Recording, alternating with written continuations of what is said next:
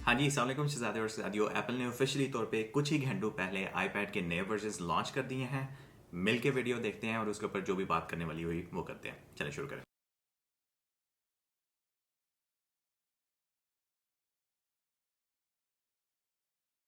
सबसे पहली बात, आपको इंट्रो के बारे में पता होना चाहिए और इनका जो बैकग्राउंड का म्यूजिक होता है उसके बारे में पता होना चाहिए कि ये बहुत ज़्यादा एंटाइसिंग होता है कि यूज़र्स को बस कैप्चर कर लेता है। बहुत अच्छा, हमेशा की तरह।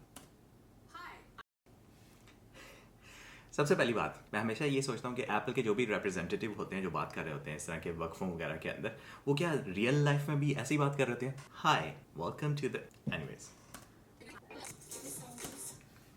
जो आपको मैंने शुरू में बताया था, बैकग्राउंड म्यूजिक बहुत ज़्यादा इंटाइसिंग, कलरफुल। अच्छा, इन कुछ ही सेकंड्स के अंदर इन्होंने बहुत कुछ बता दिया। बहुत ज़्यादा सवाल होंगे आपके जहन में ये देखने के बाद, मेरे भी जहन में है। गारंटीड अब ये सारा टाइम लगाएंगे उसको एक्सप्लेन करने में, हालांकि सब कुछ उन्होंने दिखा दिया हमें शुरू में। एप्पल जब भी कोई ऐसी प्रोडक्ट लॉन्च करता है जिसमें डिफरेंट कलर्स होते हैं, वो सस्ती होती है। देखते हैं इसका कैसा आता है।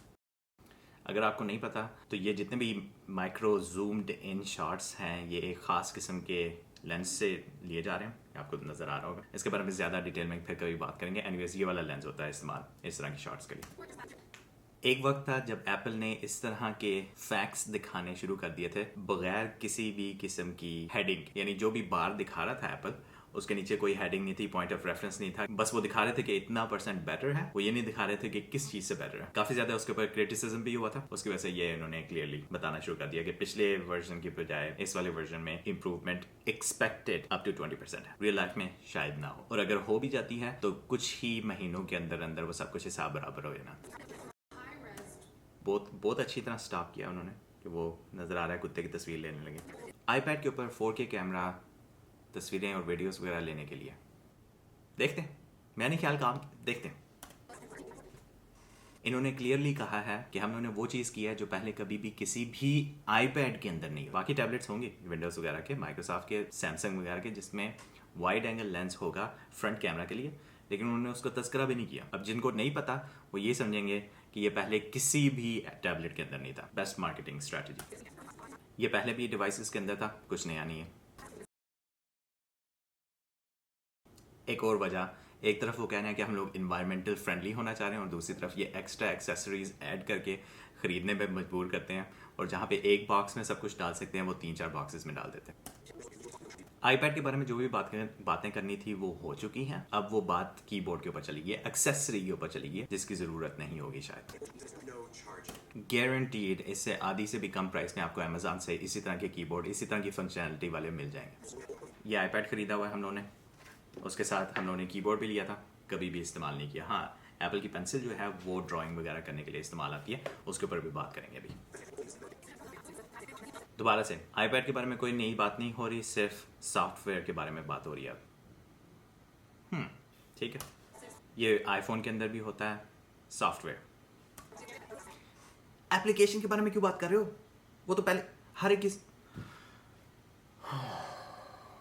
मुझे नहीं लग रहा कि ज़्यादा कुछ है आईपैड के अंदर सिवाय इसके कि वो जो बायोनिक चिप उन्होंने ऐड कर दिया, जिसकी वजह से काफ़ी ज़्यादा अच्छी स्पीड हो जाएगी, बहुत अच्छी फंक्शनैलिटीज़ वगैरह होंगी। फिलहाल वजह लंबा करने की जरूरत नहीं है इनको। ये बात वो पहले 10 सेकंड के अंदर करके ख़त्म कर सकते थे। मार्केटिंग के पॉइंट ऑफ व्यू से करना पड़ता है उनको, आई गेस। अगर वो 10 सेकंड में भी बात ख़त्म कर देते हैं तो गारंटीड लोगों ने कहना, ओह 10 सेकंड में सब कुछ बता दिया है, अब तो लाजमी लेना। बोला था ना, जब भी कलरफुल चीज़ें होती हैं वो हमेशा सस्ती मार्केट को टारगेट करने के लिए बनाते हैं, इस वजह से प्राइस कम होती है।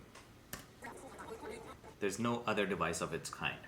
ये तो थोड़ा सा ज़्यादा कर दिया इन्होंने। ठीक है, अब जितनी चीज़ें इन्होंने डाली हैं उसमें से शायद एक चीज़ ऐसी हो जो किसी और के पास ना हो, वो होगी बेसिकली चिप, जो बायोनिक चिप है इनकी अपनी। जारी बात है सैमसंग के पास वो वाली चिप नहीं है, सैमसंग की अपनी चिप होगी, जो माइक्रोसॉफ्ट है उसकी अपनी चिप होगी, ये सब कुछ डिफरेंट होगा। इस वजह से वो कह रहे हैं कि सबसे डिफरेंट है। इस वजह से नहीं कह रहे कि फीचर्स जो इसकी कैपेबिलिटीज़ हैं उसकी वजह से ये डिफरेंट। कैपेबिलिटीज़ बाकी सारों की भी शायद इसी तरह की हो, फीचर्स और खास जो हार्डवेयर इस्तेमाल हुआ है उसकी वजह से यूनिक है। Make sense.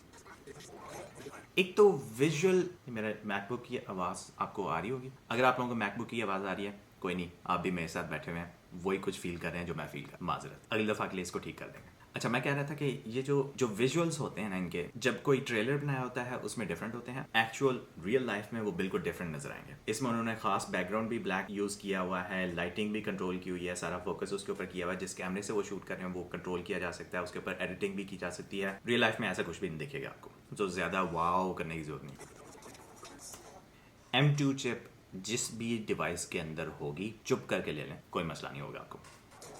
आपने नोटिस किया है कि वो जो जब 3D मॉडल के साथ इस्तेमाल कर रहा था और उसको वो स्वाइप कर रहा था तो बहुत आराम से कर रहा था, लेकिन ये जो 3D मॉडल दिखा रहा है इसमें एनिमेशन थोड़ी सी तेज़ हुई है। उसकी वजह ये है कि ये जो पुराने वर्जन्स हैं आईपैड के, उसके अंदर भी अगर कोई 3D मॉडल बनाता है, जो सॉफ्टवेयर्स हैं बने बनाए पहले से ही आर्किटेक्चर्स वगैरह के, वो इस केपेबल होते हैं कि वो तेज़ एनिमेशन करके दिखा सकते हैं। हाँ, जो 3D एनिमेशन वगैरह होती है, 3D मॉडलिंग होती है, उसके लिए कैपेबिलिटीज़ बहुत हाई लेवल की चाहिए होती हैं, ग्राफिक्स कार्ड वगैरह बहुत हाई लेवल के चाहिए होते हैं। इस वजह से वो आहिस्ता करके दिखा रहे हैं, क्योंकि वो जो ग्लिचेस आएंगे ना तेज़ी से करने से, वो ना नजर आए इस ट्रेलर के अंदर।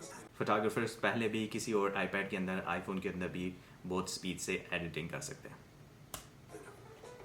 लेकिन अगर आप प्रोफेशनल हैं लाजमी बेहतर होगा कि आप आईपैड प्रो ले लें।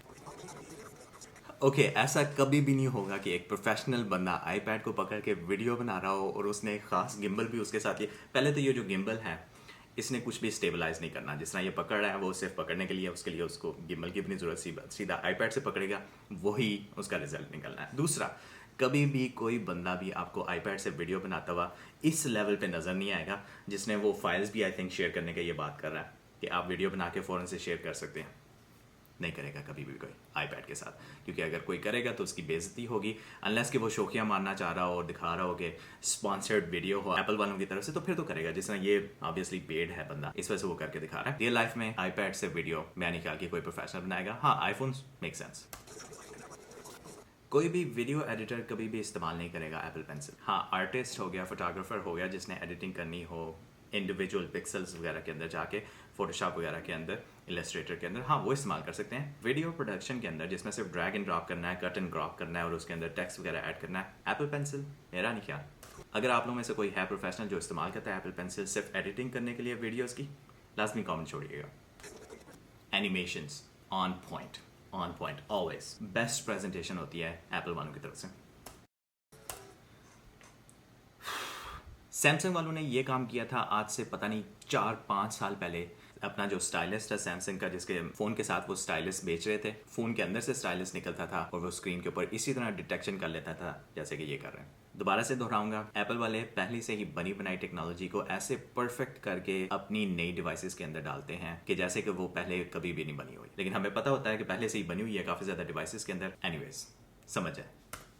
अगर आपके पास आईपैड है और अगर आपके घर में बच्चे हैं और आप उनको थोड़ा सा क्रिएटिव करवाना चाहते हैं, ये वाली एप्लीकेशन लाजमी खरीद लें अपने आईपैड्स के अंदर। एप्पल पेंसिल के कॉम्बिनेशन के साथ उनको जो भी ड्रॉ करना हो वो आराम से कर सकते हैं। सिंपली 10 मिनट के अंदर कोई ट्यूटोरियल वो देख लें यूट्यूब के अंदर, माहिर हो जाएंगे कि कैसी एप्लीकेशन को इस्तेमाल करना है, फिर sky is the limit for creativity. अगर आपको नहीं पता था तो लेटेस्ट iOS के जो वर्जन्स हैं, बेशक वो आईफोन हो गया या आईपैड हो गया, उसके अंदर ऑटोमेटिकली आप किसी भी पिक्चर के अंदर ऑब्जेक्ट को सिलेक्ट करके ड्रैग एंड ड्रॉप कर सकते हैं, तो उसका ऑटोमेटिकली बैकग्राउंड रिमूव हो जाएगा। वो ही करके दिखाया उन्होंने। ये पहले भी फीचर मौजूद था, लेकिन आप कह रहे हैं कि बहुत तेज़ी से हो सकता है ये काम। जो कन्वर्जन है आपकी राइटिंग से टेक्स्ट का जो कन्वर्ट होना है वो ज़्यादा तेज़ी से हो सकता है। मान लेते हैं भाई नहीं चलता। मेरे पास एप्पल पेंसिल है, आईपैड है, उसके ऊपर ट्राई किया, बहुत ज़्यादा गिर जाता है। मज़े की बात यह है कि आईपैड को उन्होंने कंबाइन किया हुआ है एप्पल के डिस्प्ले के साथ, जो कि बहुत ज़्यादा महंगा है। तुकनी बनेगी, आप मोस्ट लाइकली कोई और डिस्प्ले मॉनिटर वगैरह उठा लेंगे और उसको कनेक्ट कर लेंगे अपने आईपैड के साथ। वो ज़्यादा सस्ता कॉम्बिनेशन बन जाएगा बजाय इसके कि ये वाला कॉम्बिनेशन आप बनाएं। फीचर्स के पॉइंट ऑफ व्यू से ये बहुत अच्छा फीचर नज़र आ रहा है, जिस मल्टीपल एप्लीकेशंस को इस्तेमाल करना काफ़ी ज़्यादा लोग कर रहे हैं, लेकिन जिस तरह ये करके दिखा रहे हैं बहुत अच्छा लग रहा है। ये बहुत बड़े बड़े बोल रहे हैं भाईजान आईपैड प्रो M2 के साथ। हाँ, हो तो सकता है, लेकिन मैं नहीं ख्याल कि शुरू से इतने लेवल पे अभी पहुंच जाएगा। अगर आप 3D मॉडलिंग वगैरह करते हैं तो आपको पता होना चाहिए कि ये बहुत एक्सेसिव हार्डवेयर चाहिए होता है उसके लिए बेसिकली। और आईपैड बहुत बड़े बोल है, टेस्ट करेंगे तो फिर पता चलेगा। हाँ, ये जो आईपैड प्रो के बारे में इन्होंने क्लेम किया है मेक सेंस। अगर मैंने सिलेक्ट करना हुआ तो बच्चों के लिए जारी बात है वो छोटे वाले टैबलेट्स होंगे, और अगर प्रोफेशनली आपने इनकम जनरेट करने के लिए इस्तेमाल करना है आईपैड को तो iPad Pro भी चलेगा। ये रही आज की वीडियो, मिलते हैं अगली वीडियो में। शुजात आउट, अल्लाह हाफ़िज़।